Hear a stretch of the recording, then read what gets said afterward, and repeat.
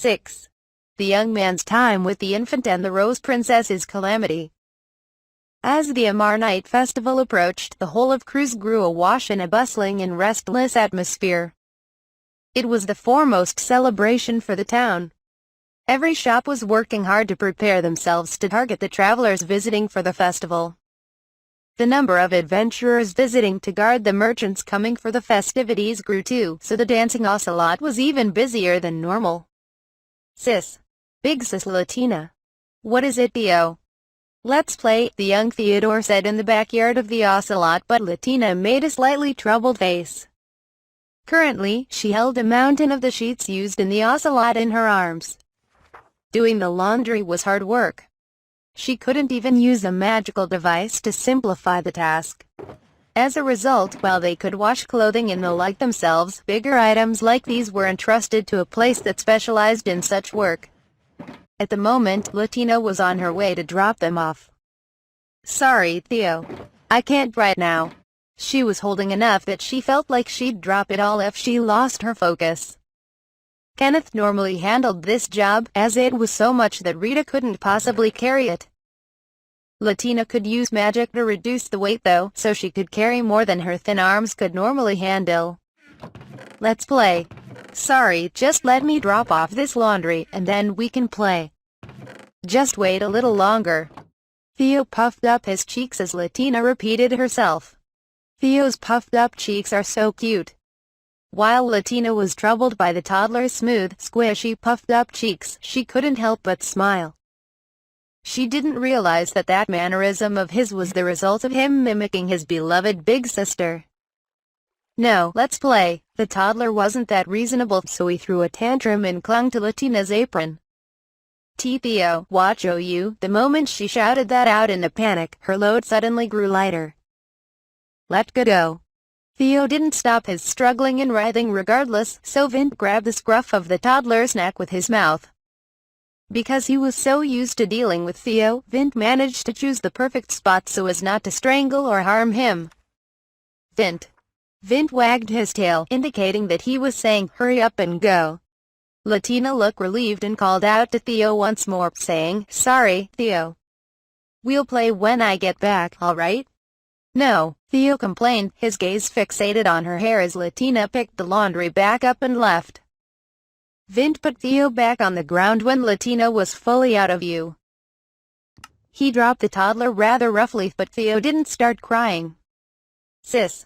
Theo stood up after having fallen on his backside, then tried to run off in the direction Latina was heading.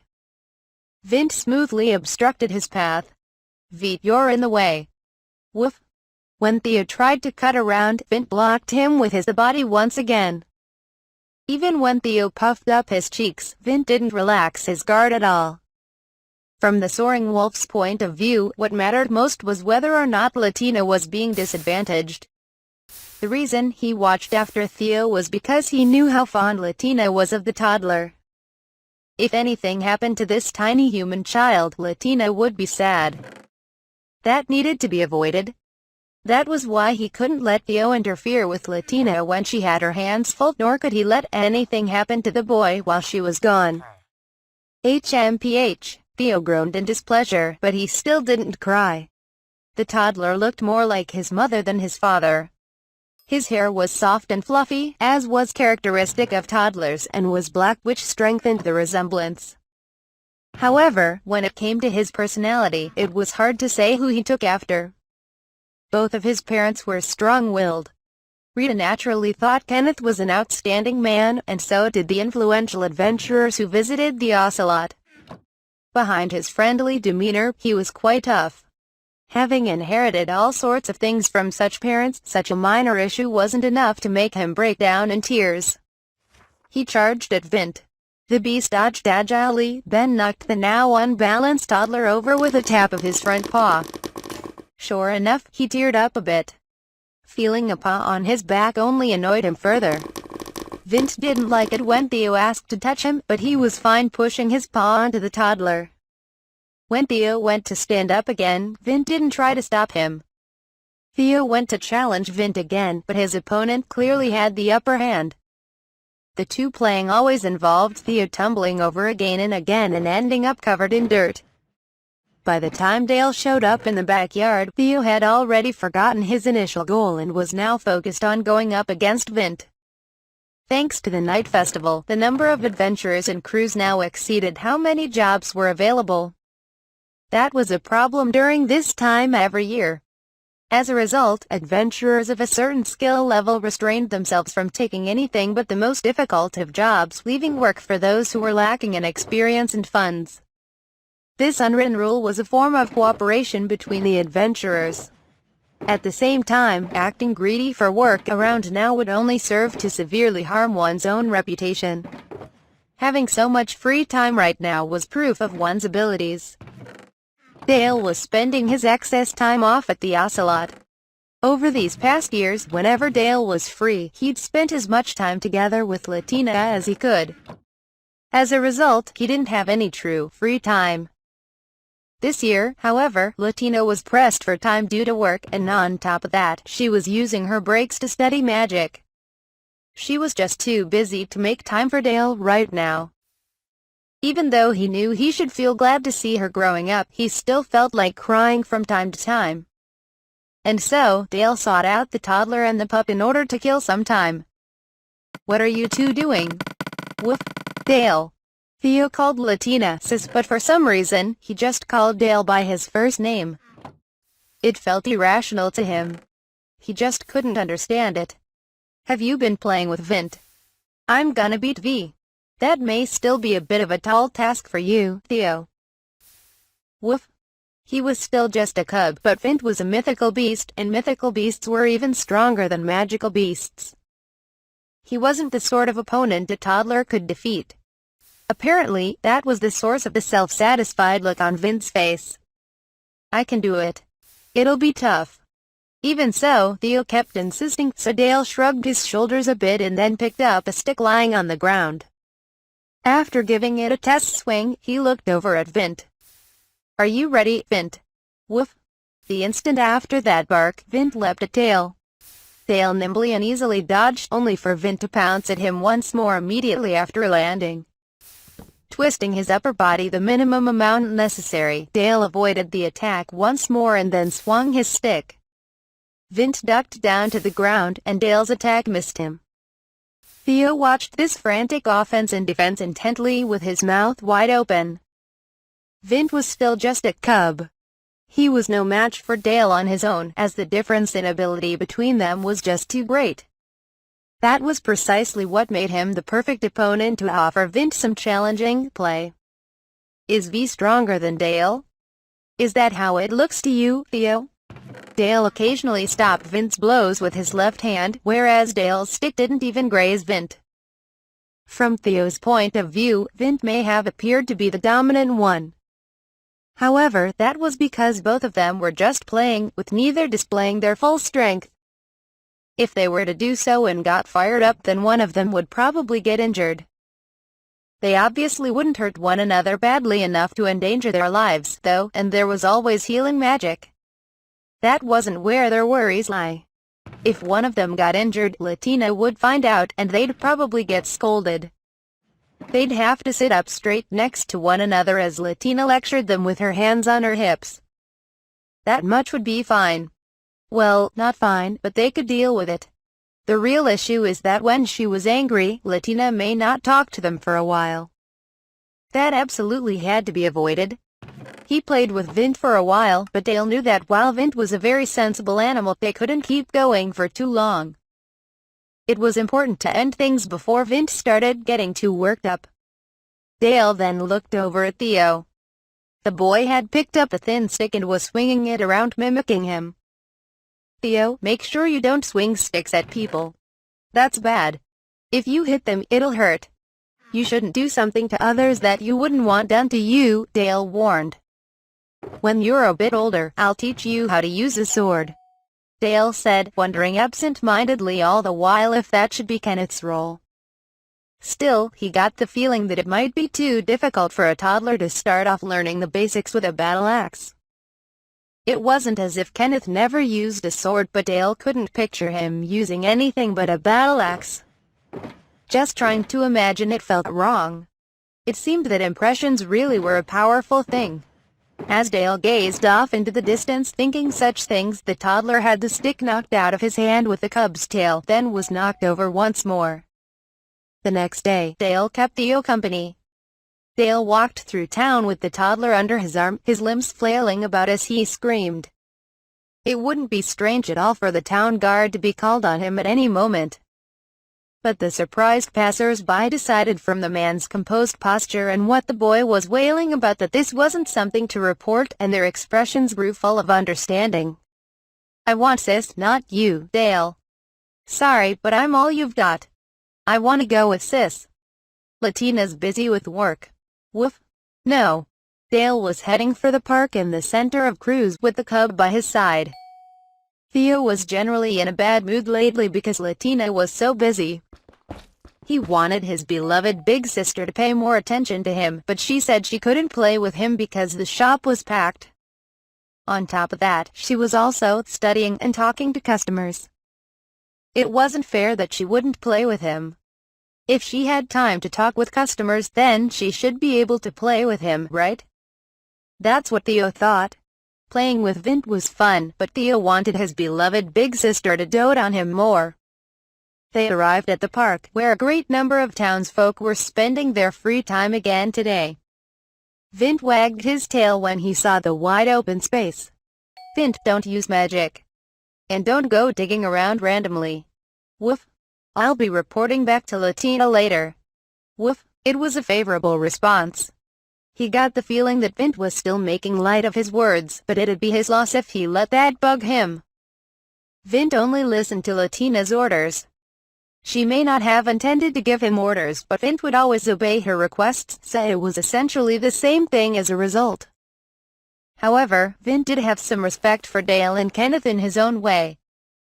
This was both because Latina respected them and Vint recognized them as being stronger than he was. By his canine sense of values, he recognized them as superior. He was a very clever animal, so he mostly understood what was said to him. However, in the hierarchy of the residents of the ocelot, it was Rita who came after Latina. He didn't follow her orders, but he did pay attention when she scolded him. This may have been because he saw how the men of the ocelot were no match for her. Dale lured Theo down onto the grass in the park, and the toddler broke out in a run. Dale smiled a bit while watching the young boy, and his mind started to wander. "Oh right, York will have his second kid soon. What should I send to congratulate him?" It seemed that his younger brother was getting along quite well with his wife, Frida. The letters he periodically sent back and forth with his home village were not just updates on how they were doing, but also served as reports on the state of the world. When they came back with his grammar and spelling mistakes corrected in red, it pissed him off. It was largely his grandmother who did that. Vint had picked up a stick from somewhere and brought it to Dale, so he tossed it. Vint caught it while Theo watched, then wagged his tail, looking satisfied with himself. Hating to lose, Theo puffed up his cheeks and then looked motivated. "Is that all right? Competing and playing with a dog may have been good for a toddler's upbringing, but playing with a mythical beast every day may have been a bit excessive." "Well, his parents aren't stopping them, so I guess it's fine." Dale threw the stick again and gazed on at the peaceful sight of the two of them competing over it. After a while, he took a now exhausted Theo to the shade of a tree. When the boy started dozing off, Dale scooped him up as he was accustomed to doing, and then Theo nodded off. Vint was running about the park, doing his own thing, only to suddenly stop and sniff the air a few times. Just when Dale noticed that, the cub went darting off somewhere. Dale, he heard before long. Sure enough, Vint had run off to greet Latina. She was heading towards him, holding a wicker basket in her hand. "Is it okay for you not to be working?" "It's not like I'm always working," Latina responded with a laugh before sitting down at his side. She stared at the sleeping Theo with a smile. "I brought Theo a snack, but he's sleeping so peacefully, we shouldn't wake him." "You could sleep anywhere, too." "I don't do that anymore." "That's true." Latina puffed up her cheeks a bit, not because she was upset, but because she was embarrassed. It made Dale glad to see that this childish habit still remained despite how much she had grown. "You really are cute, Latina. What's that about all of a sudden? It's really hit me watching Theo. You were always trying your hardest." He then patted her head like he used to when she was young, and Latina looked a little troubled. It may not have been proper to do that with a girl of her age. That's a lonely thought. Had she come to find it annoying being together with him? Was he the only one feeling lonely? Were kids destined to leave the sentimental adults behind as they steadily grew older? Latina stared at him with her big gray eyes, looking confused. "Have you made your plans for the night festival?" "Yeah. We're going to meet up at Chloe's house. We'll be back late, so I'll be back after seeing Chloe and Sylvia home." "You're going to see them home? It'd be dangerous to let them go home late on their own. I've been studying magic for self-defense lately, and there will be a lot of guardsmen and adventurers hired as bodyguards around, so I'll be fine." He couldn't deny what she was saying. It was true that she possessed a great deal more offensive capabilities than her friends. But she didn't have a strong sense of danger. "Maybe I should come pick you up. It's fine. I'm not a little kid anymore." That was precisely why he was worried. Why didn't she understand that? However, he was hesitant to tell Latina all about the dangers of men the world over. If she came to see him as some repulsive creature too, he wouldn't be able to recover. It would kill him. Latina's cold gaze would cut through him and damage him greater than any blade or magic ever could. "It's a difficult choice," he muttered without thinking. Latina tilted her head, truly perplexed. Still, he decided that he wanted to raise Latina to be honest and pure. "It's nothing." Right, it looks like Theo's up." Trying to change the topic, he directed Latina's attention towards Theo, who was starting to stir. "Really? Are you awake, Theo?" "Hern. Sis." His eyes shot open, and realizing that Latina was there, he reached out for her to hold him. Latina, meanwhile, was perfectly happy to dote on him. "Sis. What is it, Theo?" Rather than responding, Theo simply gave a happy laugh and a smile. While Dale watched them, Vint rubbed his head up against him. "What is it? Woof. It's not like I'm jealous of Theo or something. Woof." Dale ran his fingers through the gray fur of the cub, shooting him a knowing glance. All the while, he thought about just what his current position was as her father, unable to come up with an answer as his thoughts went in circles. That customer stayed at the Dancing Ocelot until a few days before the Amar Night Festival. When the door swung open and a young man entered, the hustle and bustle of the shop stopped for a moment. As he looked over the shop, the regulars grew tense. He had a refreshing, orderly appearance to him. Though he himself appeared calm, the travel outfit he wore was disheveled. It was proof that he had hurried here. "Welcome."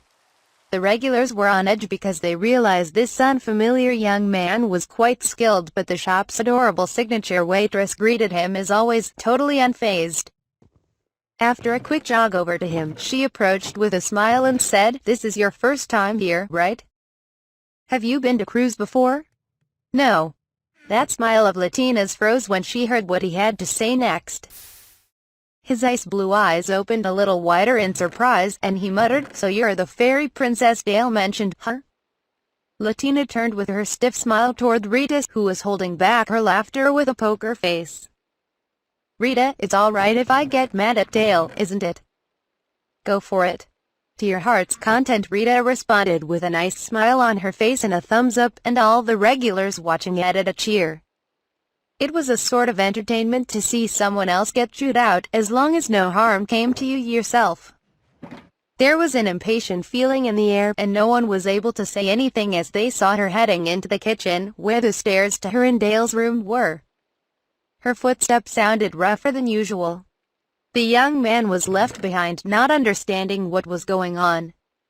After a while, Dale came down to the shop from the room, looking haggard. "What's wrong?" the man asked. "It's all your fault, for crying out loud," Dale yelled in an outburst. Dale was also at fault for having broken out in a smile at her cute puffed-up cheeks while she was angrily lecturing him. That had driven Latina into a complete rage, forcing Dale to beg and grovel and plead. In that way, he finally managed to somehow earn her forgiveness. However, he avoided using the phrase, "I won't do it again," as part of his desperate attempt to negotiate his way out. He didn't want to lie to Latina, after all. So it wasn't all that unusual that he avoided it, as he had no intention of changing his ways. "Still, you got here awful quick, Gregor. Did you rush here the very second you got the letter?" "Yeah?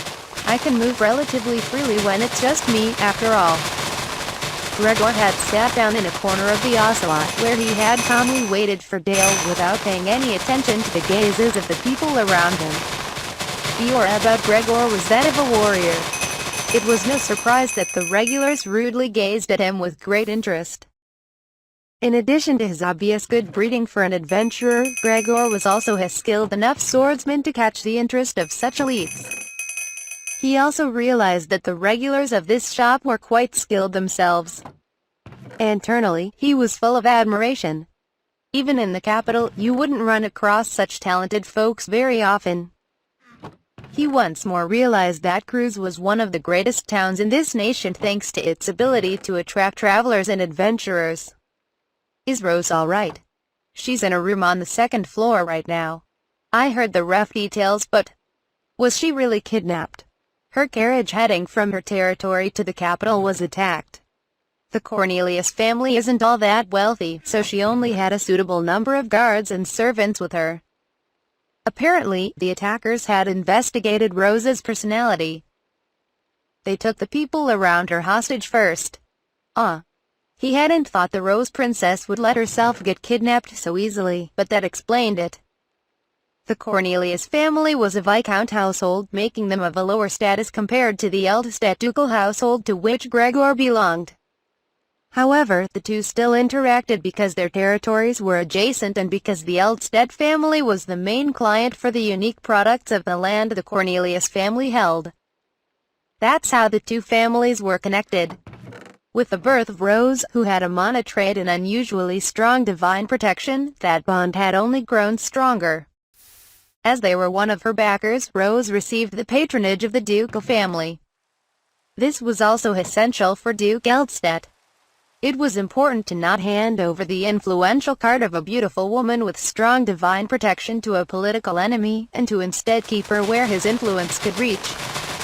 Those were the circumstances behind Rose and Gregor's acquaintance. Gregor's elder sister's affection for Rose, who was like an adorable doll, was also part of the reason they had gotten to know each other. They'd seen each other often ever since Gregor was a young boy. Anyway, you want to see that Rose is okay firsthand, right? I'll have Latina go call for. No, I'm going to her. Tell me where her room is.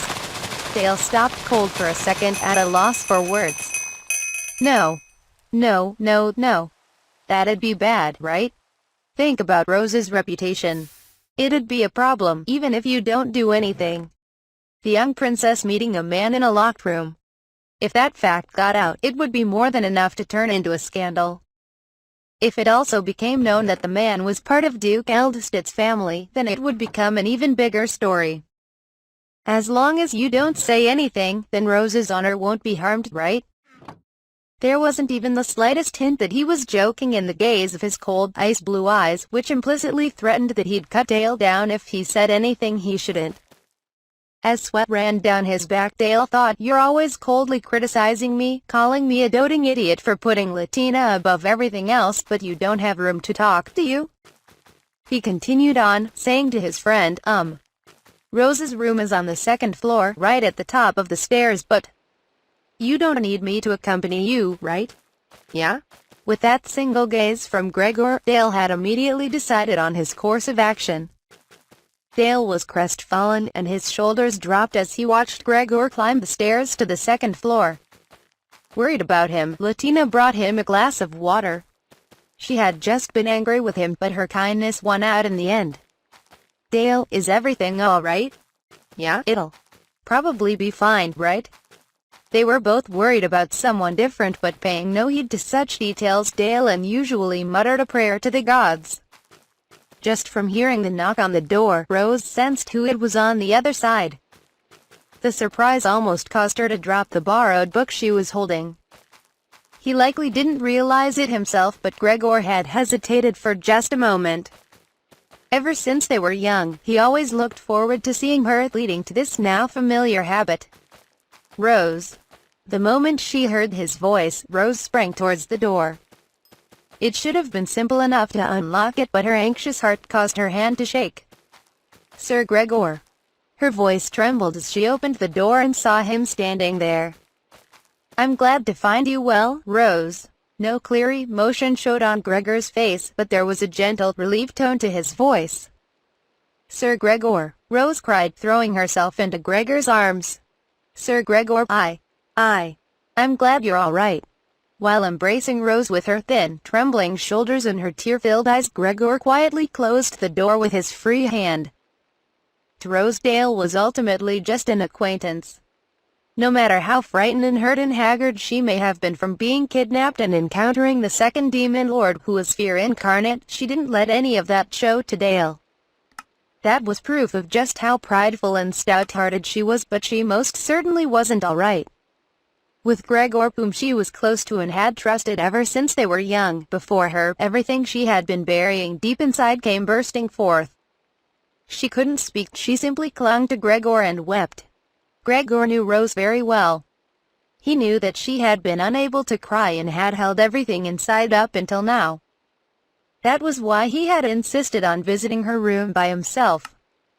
He silently held her tight, stroking her unique, rose-colored hair that was the source of her name. Before long, she looked up at Gregor with her tear-stained, indigo-blue eyes, only to bashfully look back down immediately. "Please forgive me. That was ill-mannered. You don't need to act tough." With those kind words, her tears started flowing again, and she hurriedly wiped them away with her fingers. "Please give me just a little time, Sir Gregor. At this rate, I will not only not be able to talk, I will not even be able to show you my face. There's no need to force yourself. That will not do. And I have caused Dale quite a bit of trouble. Since I lived through all of that, I have a duty to tell of what happened," Rose plainly stated, having regained her natural composure. Gregor loosened his grip and made a faintly awkward smile, taking care that she didn't see it. She was a noble girl, like a beautiful flower blossom, truly fitting of her namesake. He didn't want to do anything that would injure her pride. "I'm going to talk to Dale for a while. When you're ready, come call for me. Is that all right?" "Yes." After hearing her response, Gregor once more headed to the first floor. Down in the bar, Dale was waiting on Latina with a tea set. He looked somehow relieved upon seeing Gregor. "What is it?" "It's nothing." Without asking the reason behind Dale's reaction, Gregor sat opposite of him. "Rose said she wants to talk once she comes down. I'd like you to be there, but do you have a place we can use?" "How about my room? It may not be much by your standards, but we shouldn't have to worry about being overheard there." "That sounds good. It's messy right now, so I'll go clean up." As Dale said that and stood up, Latina looked flustered. Dale, you're busy with work. And it won't take me long, anyway." Latina liked things tidy, so she was attentive in her cleaning to make sure the attic room they lived in didn't get messy. But because it was a private space, there were clear signs that it was lived in. Even if Gregor was a friend, that all still needed to be hidden away if someone was going to visit. After watching Dale leave, Latina hurried into the kitchen. In no time at all, she brought out fresh tea and stood before Gregor. After placing the tray on the table, she gave a quick bow and apologized, saying, "I'm sorry for before." Gregor thought for a bit before realizing what she was talking about. "Not at all. I was impolite myself. Lately Dale has been referring to you as his fairy princess, the cutest in the world, without even a hint of hesitation." I said it without thinking. "Dale." Gregor felt a quiet yet palpable anger unfitting of her adorable face coming off of Latina. Interesting. He'd put up with plenty of his friends bragging about the girl up until now, so surely this much revenge was fair play. It was a fresh experience, seeing his friend haggard from the young girl scolding him. He'd love to show this to the castle guards, who saw Dale as a hero. Just the other day, he finally bragged to my father about you. Latina gave a single sigh, then regained her composure. She realized that there was no point in acting angry towards Gregor about this. It seemed she'd need to discuss things with Dale a little more thoroughly later, though. Rita had overheard their conversation despite not intending to, and so she wore a terribly strained expression on her face. Rita was familiar with Dale's work. That young man was close to Rose, who was a nobile, albeit a low-ranking one, and he was about Dale's age. She was able to guess at who Gregor was, and as a result, she was also aware of just who Gregor's father was as well. That idiot. He doesn't know when to restrain himself. By the way, in regards to this chain of events, Dale said, I did hold back. For over 5 years, apparently, this was a declaration that his period of self-restraint had concluded. One big reason was because Gregor's elder sister had had a child, whom the Duke was doting heavily over.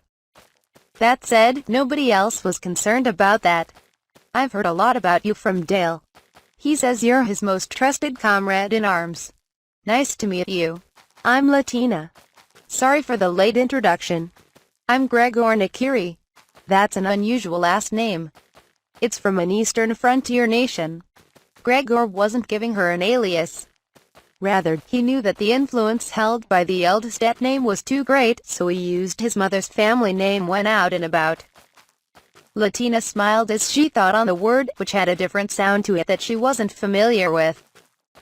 It was a dazzling enough smile, and it made Gregor think that Dale hadn't exaggerated about how cute this girl was at all.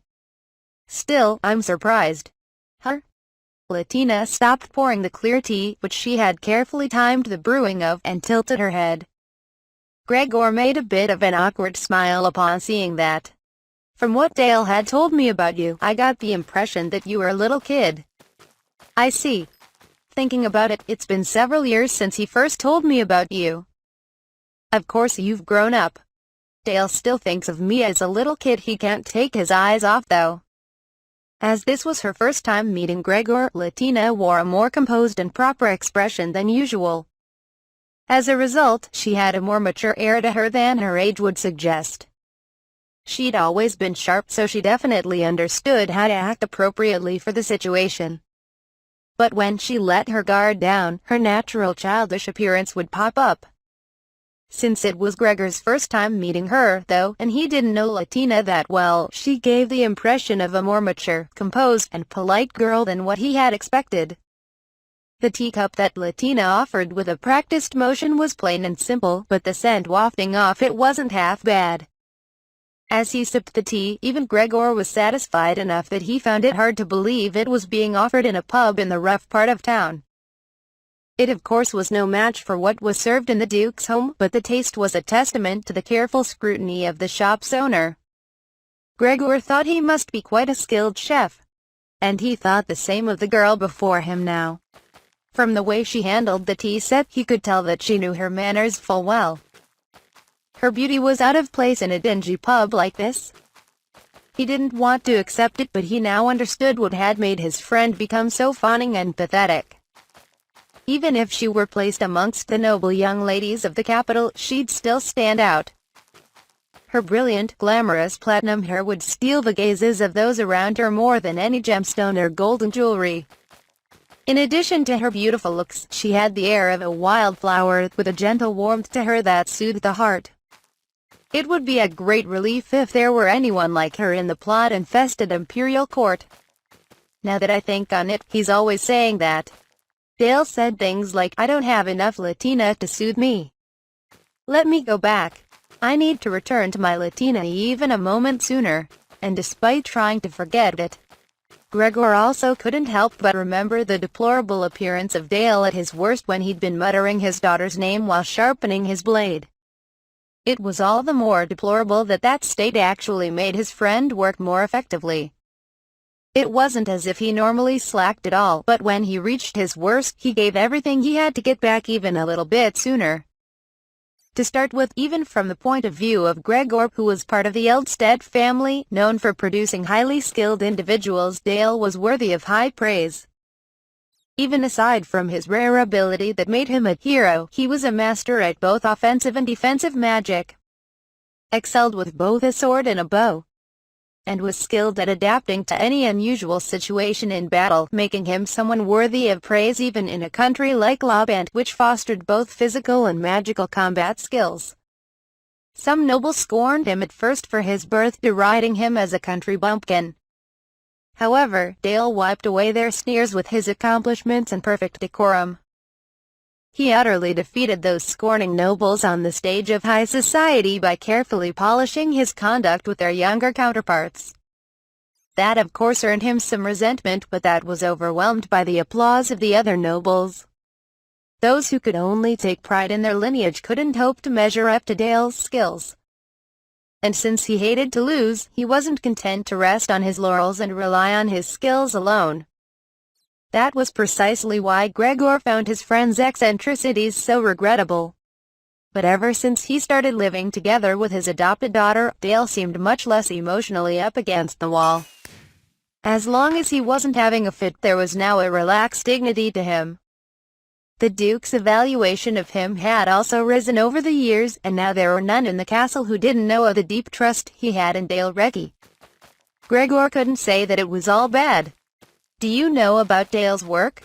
Gregor asked, remembering that the girl in front of him was part of a different race. "No. Dale says it's related to important classified secrets, so I don't ask him about it." Hearing her reply, Gregor decided that it was best not to tell her about what Dale did.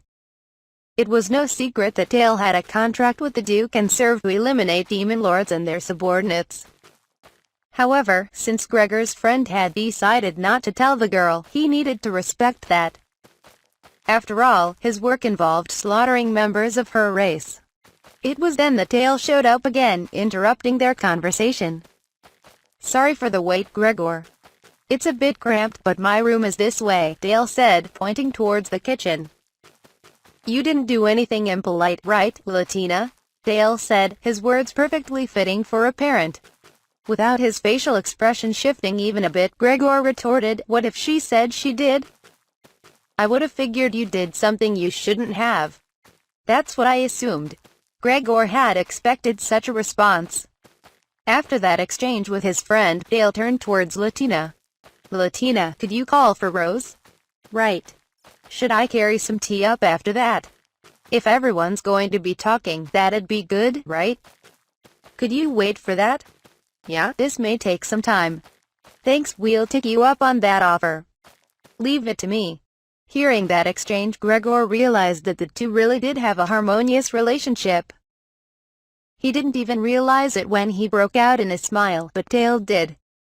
"What's with that grin?" "It's nothing. I was just thinking that she really is a proper young lady, despite being raised by you," Gregor said, half trying to hide his embarrassment. "Even you're reacting that way?" Dale's younger brother had once said something similar to him, but Gregor had no way of knowing that. For the time being, he'd managed to reopen Dale's old wounds. The room Dale and Latina lived in was decorated in the style of Dale's home village, and it was intriguing to Gregor and Rose, who were both Lauband nobles. With the addition of accessories and fabric suited to Latina's tastes, it now had a more pleasant feel to it than when Dale had lived there alone. Rose had already visited numerous times to teach Latina magic, so she sat down, already used to it. Gregor hesitated for a moment, but then followed Dale's example and sat down as well. After a short while, Latina brought up a tea set. Latina silently delivered the tea and then returned back downstairs. Rose took a sip and then started discussing what had happened to her. Rose served at the temple, so she didn't appear in high society very often. She was always either in her own family's domain or traveling around offering condolences at the behest of the temple. Her beautiful, rare appearance was practically a symbol of the Temple of Neely. The strong impression Rose and her miraculous healing magic left on the townsfolk was also greatly important for the temples, which also served as clinics. The Cornelius household that Rose belonged to was not especially wealthy. In that way, Rose wouldn't normally be all that useful for a political marriage. However, her personal value and talents were outstanding. Rose was fully aware of her own standing and that she was more valuable than her family knew what to do with, so she threw herself overly much into her work with the temple. When she'd been in the middle of moving about for such work, her carriage was targeted. With her, she only had her chamberlain, a young coachman, a soldier dispatched from the temple as a guard, and a maid who waited on her. When they were surrounded by bandits, her servant fell into a panic. She may have been a proper attendant, but she was ultimately just a country girl who had polished up her manners in order to serve the low-ranking noble Cornelius family. It's not as if she was prepared to deal with an emergency situation. Thanks to her snap judgments, she got herself captured by the bandits. In exchange for the lives of her subordinates, Rose agreed to obediently follow the bandits' orders. That decision was also based on her judgment that since their goal was to kidnap her, her life would not be in any immediate danger. Rose made it clear that she would take her own life if they did anything to disgrace her, so the bandits acted more or less gentlemanly. Even now, she still didn't know what the bandits' objective was. Most likely, their goal was to negotiate with her guardian, Duke Eldstedt. The Cornelius family itself wasn't a juicy enough target for a kidnapping. And from the way they boldly let her subordinates live and inform the Cornelius family of Rose's kidnapping, she sensed that this was a crime committed by some large organization. The bandits then transported Rose and her maid to a small, remote village. "Are you all right, Lily?" That the whole time, Rose didn't stop worrying about her maid. The woman may have been a country girl who lacked tact, but Rose still concerned herself greatly over the maid, who also had a flower-based name. On the surface, Rose was obediently listening to the bandits, but the whole time she was looking for a chance to escape. She may have had her magic tool taken away, but even without such a thing, she had no problem casting magic. The bandits headed for the most luxurious building in the village, which was likely once the villa of a wealthy merchant. If they had realized along the way that the village was too quiet even for a small country settlement, things might have gone quite differently. When they entered the manor, they immediately saw a single young girl. She was seated on the handrail to the stairs, wearing enamel shoes on her feet and swinging her legs under her knee-length skirt. She had a nice, innocent-looking young face, long blonde hair, and big blue eyes, giving her the appearance of an adorable, expensive bisque doll. To top it all off, she wore an impractically extravagant outfit on her slender body. By human standards, she looked to be a preteen. That said, she had chalk white horns on both sides of her head, making it clear that she was a devil. The second Rose saw the girl, an indescribable chill ran down her spine. Her presence there was more than just unnatural. It was downright eerie. That she sensed that was the difference between Rose and the bandits, and it may have had a decisive effect on what happened next. "What are you?" one of the men said, approaching the girl. In the next instant, he collapsed to the ground in an unnatural manner. His limbs and neck were pointing in impossible directions. Before everyone else could even register what had happened, a deep crimson spread across the floor. With a brilliant smile that showed she was clearly enjoying herself, the blonde girl waved about the objects she had in each hand. While they were unfitting with such a young girl, she wielded them so naturally that it was easy to miss the massive blades she held. Blood sprayed through the air. The girl spun about with such elegance that it felt almost unreal. The golden sparkle of her hair and the shine of her blades drew an arc through the air. Before anyone could even understand what was going on and scream or shout out in anger, several corpses, it was obvious they were dead, even without checking, were strewn about the floor, and the pool of blood grew wider. Her skinny arm swung the blades with incredible ease, unleashing strikes that even cut through bone. And on her face, she wore an elegant grin. She looked like a child plucking the wings off an insect she had captured. It was a smile of deep-rooted cruelty. The weak beings before her were wiped out by this overwhelming presence, unable to even resist. Rose was in the minority that was able to grasp what was happening. With that said, while she was an excellent magic user, she wasn't able to throw herself into the fray. It was the most she could manage to not lose consciousness at the stench of the blood and meat flying about, which was so strong you could choke on it. In fact, it was precisely because she was so skilled that she realized she couldn't possibly oppose the being that stood before her. Even so, Rose was able to remain rational. However, her maid, Lily, descended into a panic. That was perfectly understandable, since seeing such a being brought about a primal terror. Lily shook off Rose, who was trying to hold her back, let out an unintelligible shriek, and tried to flee. "You're an earsore." By the time Rose realized that charming voice had come from the girl in her blood-stained dress, Lily was already crawling across the floor, desperately trying to escape. "Come now, you can cry better than that for me." The girl swung down her blade, and Lily's legs flew through the air. It would be an understatement to call the sound that came from the maid a shriek, and the girl gave a refined, charming smile. "Oh, my. When it comes to servants, even their voices are unpleasant. Be silent." With that, she casually brought down her deadly weapon. Rose simply watched as this happened. She wasn't able to do anything else. She was so afraid that she couldn't even move. "Stay as you are." It was a female voice with an ever so slightly unique intonation to it that called Rose out of her daze. Frozen stiff, she turned her gaze to the back of the woman the voice had come from, and the corner of her sight was filled with a brilliant purple. "You aren't yet fated to die right now.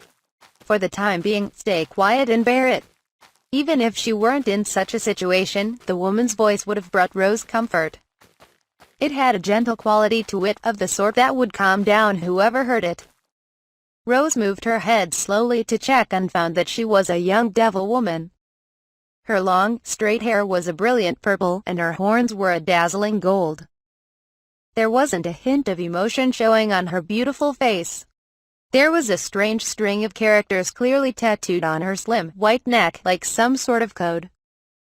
"Why is she doing such a thing?" Rose whispered in a hoarse voice. The woman responded with a whisper as well, saying, "My lord has no reason." The tone of her voice when she said "my lord" was chilly. If there is any meaning to her actions, then her goal is solely to kill the second demon lord. Just as Rose realized who she was dealing with, the last of the bandits cried out for mercy. Perhaps that alone was enough to call him courageous. "Spare me. Please don't kill me."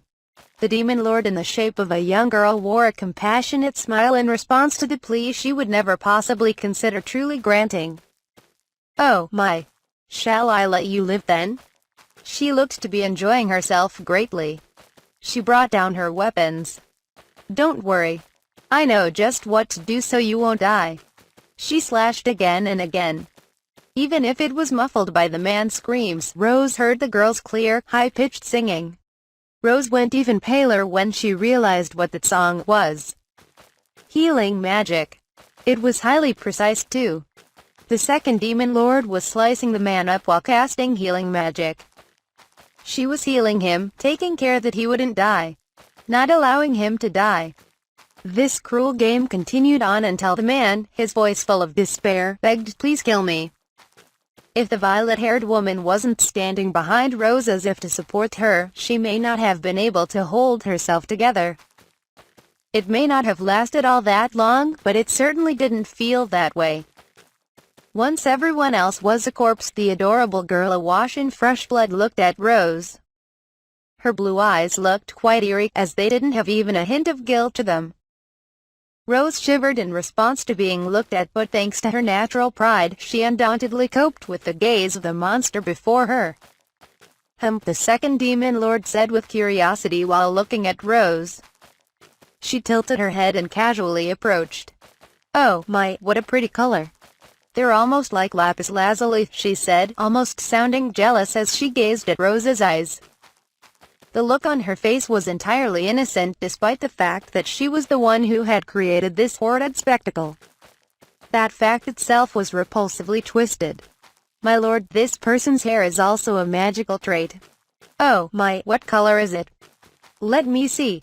The bandits had prepared the chestnut-colored wig, not wanting Rose to stand out. Even though Rose was still wearing it, the violet-haired devil woman had stated that without hesitation, clearly already aware of that fact. Rose obediently exposed her natural hair. "Oh my, it really is a pretty color. Show me more." Rather than just being simple rose pink, Rose's hair had a variety of shades due to the light shining on it, making for a rare color even amongst monotrates. The second demon lord's slender arm reached out to touch Rose's hair. "My lord, what is it? Would it not be a shame to sully it with the blood of such lowly men?" The girl's hands stopped after hearing the woman's advice. It was then that she finally remembered the gore coating her hands and that she was still holding her large blades. That's true. It'd be a waste to stain something so beautiful. The second demon lord suddenly pulled back her hand with a smile and then turned around. "I'm going to go take a bath. Take your time." The second demon lord pitter-pattered off into the depths of the mansion. After seeing her leave, Rose nearly collapsed to the floor, thoroughly worn out. "Hold yourself together," the woman rebuked, halting her collapse. Rose somehow managed to stop herself from losing consciousness and falling into the sea of blood on the floor. But even so, she wasn't able to stop her body from trembling. Why did she do this? Rose couldn't help but grieve over the lives taken in vain, not only of her own mate but the bandits who kidnapped her as well. Having only been able to watch such brutality unfold, Rose now moaned in agony while hiding her face behind her hands. However, the devil woman didn't give Rose enough time for such grieving. "There's no time for that now. Hurry up and leave this place as soon as you can," the woman said while grabbing Rose's shoulders, using a firm tone of voice and a solemn expression on her face. "My lord has a liking for monotrates. However, she only sees them as playthings. She just wants to keep her favorite toys by her side." From the bitter tone of her voice and her words, it was clear that she was not serving the second demon lord by her own will. The woman had shown off Rose's monotrait because she knew that would catch her master's interest. As a result of that, the second demon lord hadn't killed Rose immediately. It was just a temporary solution, but it was the most surefire way to save Rose's life. But even so, at this rate Rose would be held captive and suffer a torturous fate far worse than death. Just like she had.